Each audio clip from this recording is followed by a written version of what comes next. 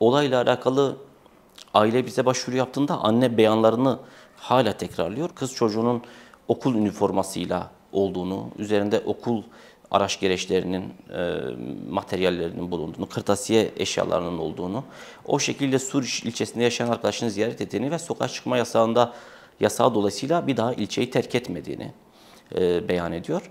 Yani çocuğu düzenli olarak okula gidip gelen, eğitim hayatını sürdüren, ailesiyle birlikte yaşayan bir çocuk. Aslında klasik anlamda baktığımızda hepimiz gibi yaşamını sürdüren bir insan, hatta 17 yaşında bir çocuk. Dosyada savcılık tarafından çocuğa örgüt üyesi muamelesi yapıldığını, bu sebepten takipsizlik kararı verildiğini biliyoruz.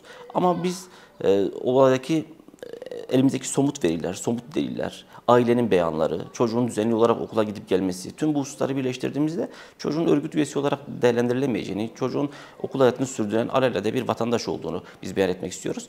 Velev ki olmadığını kabul etmekle beraber, velev ki örgüt üyesi şeklinde değerlendirilse bile kolluk görevlilerinin sorumlu olduğu yasa maddeleri vardır.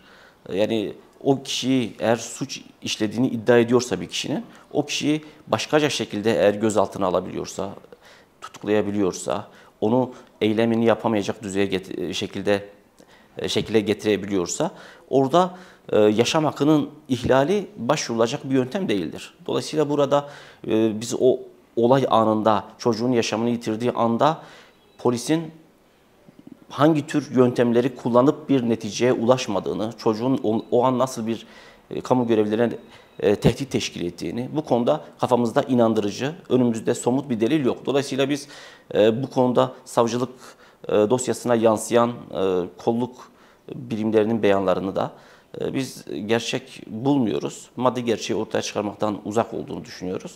Ve aslında bir cezasızlık politikasının yine bir ayaklarından biri, bir benzeri bu dosyada karşımıza çıkmış oluyor. Sivil insanların ölümüne sebep olmuş olan bir dosyada etkili bir soruşturmanın yürütülmediğine biz tekrardan tanıklık etmiş oluyoruz. Eğer kolluğun öyle bir görüşü varsa olayla alakalı bir tutanak olması gerekiyor. İşte şu tarihte, şu saatte, şu kişilerin tarafımıza şöyle bir saldırı yaptığı somut olarak tespit edilmiştir. Bunu destekleyen delilleri de dosyaya konur.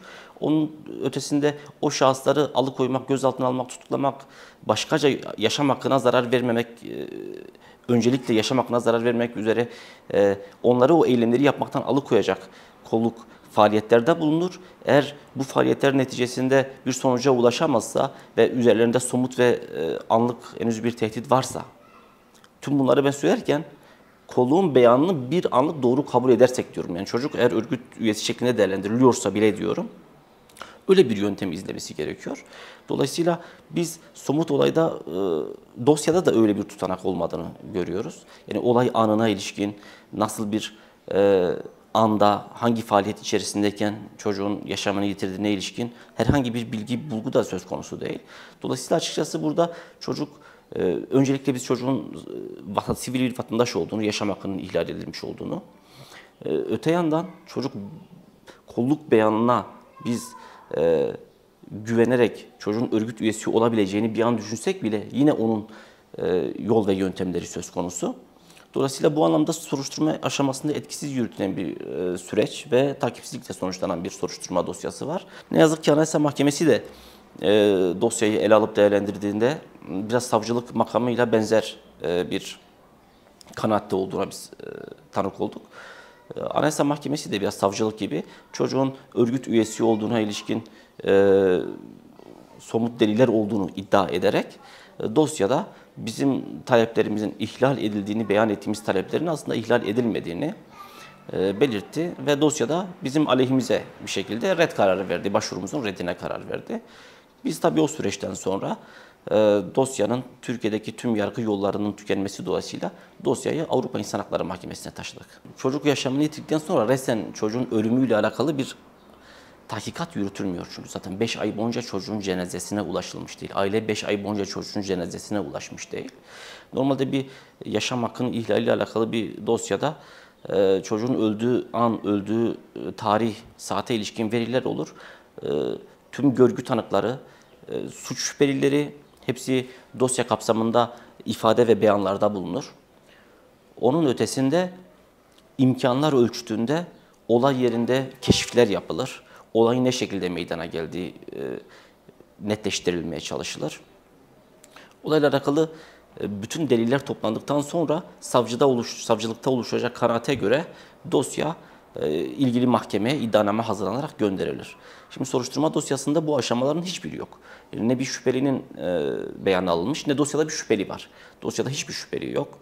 Ne bir tanığın dosyada beyanı alınmış diyebiliyoruz. Dolayısıyla dosyada olayın maddi gerçeğin ne şekilde cereyan ettiğine ilişkin hiçbir bilgi yok. Rozer'in sivil bir vatandaş olduğunu ailesi beyan ediyor. Biz de o kanaatteyiz, o görüşteyiz, 17 yaşındaki bir çocuk.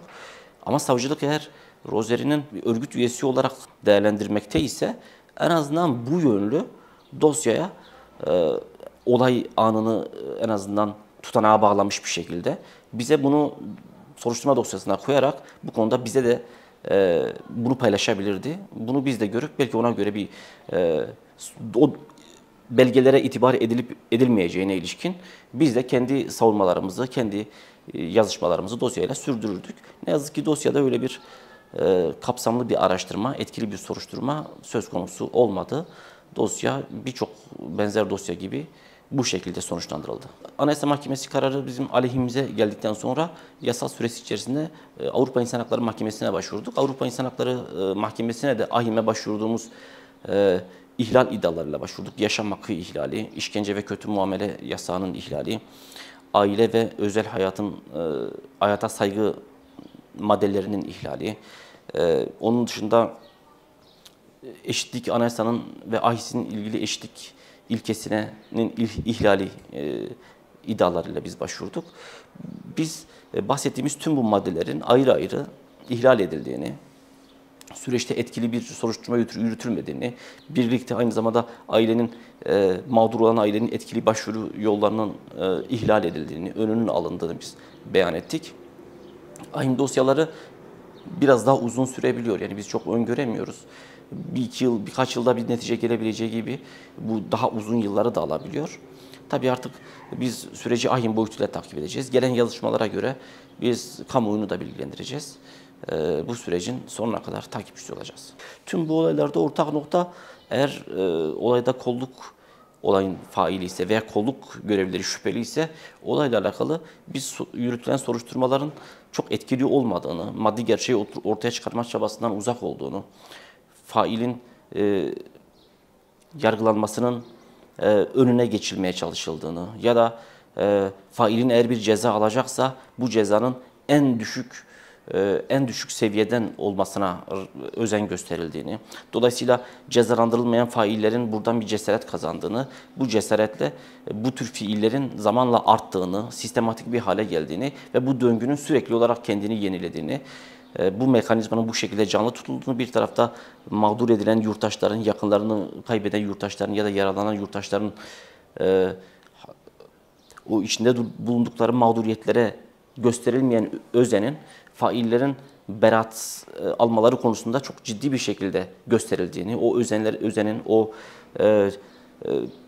çabanın daha çok faillerin aklanması ve failler lehine bir cezasızlıkla sonuçlanması şeklinde cereyan ettiğini biz tanık oluyoruz. İhade olarak biz bununla alakalı uzun yıllardır çaba ve çalışma içerisindeyiz. Sivil can kayıplarına sebep olan, haksız yere bir yurttaşın yaralanmasına, işkence görmesine veya hayatını kaybetmesine sebep olan bütün faillerin, bütün bu suç içerisinde olan kamu görevlilerinin tespiti, açığa çıkarılması, cezalandırılması için uzun yıllardır çalışıyoruz ve bu çalışmamızı sürdüreceğiz.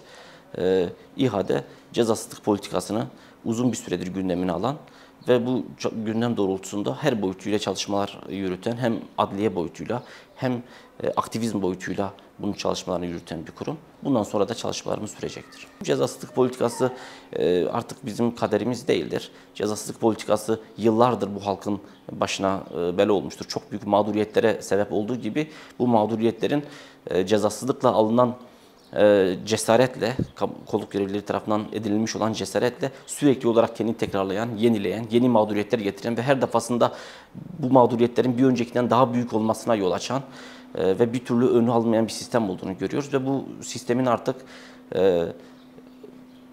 ifşa edilmesi gerektiğini, teşhir edilmesi gerektiğini, bu sistemin artık çürümüş bir sistem olarak artık tarihte bir daha önümüze çıkmaması gerektiğini beyan ederek bu yoldaki mücadelemizi sürdüreceğiz.